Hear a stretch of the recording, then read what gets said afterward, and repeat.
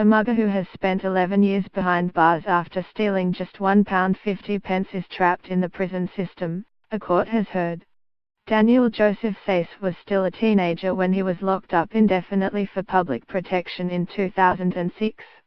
His IQ is so low that he can't manage rehabilitation courses in jail, and that means he can't persuade the authorities it is safe to release him. Daniel Joseph Sayce remains in jail today, and London's Criminal Appeal Court heard the level of risk he is believed to pose has not changed. Lawyers for the now 29-year-old, of Heath Lane, West Bromwich, said more than a decade in prison had extinguished hope for him. Sayce was locked up at Wolverhampton Crown Court in May 2006 after admitting robbery and attempted robbery. His sentence, which is very similar to a life term, means he will only ever be freed if he can convince the parole board he is safe to live in the community. He committed his crimes in February 2006, threatening one victim with a broken bottle and taking £1.50 from another after demanding cash to buy drugs. Judge Adele Williams, summarizing a prison report, said, "His IQ is too low for him to be suitable for courses, which means his risk level is unchanged." The judge who jailed him had no choice at the time but to impose an indefinite sentence. That was because he had previous convictions for robbery and was therefore automatically considered a dangerous offender.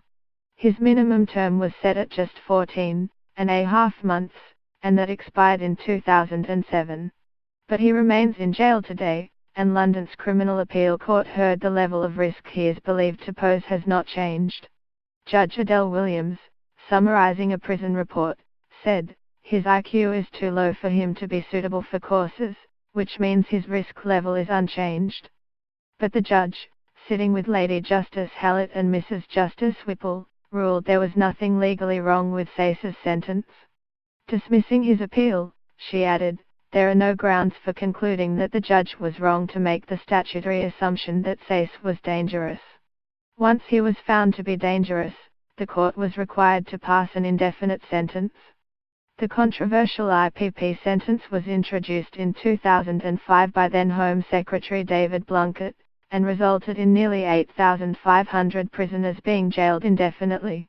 They were abolished in 2012 amidst concerns they were causing severe prison overcrowding. But there are currently about 3,300 prisoners still serving sentences of IPP, most of whom remain in jail long after their minimum terms have expired.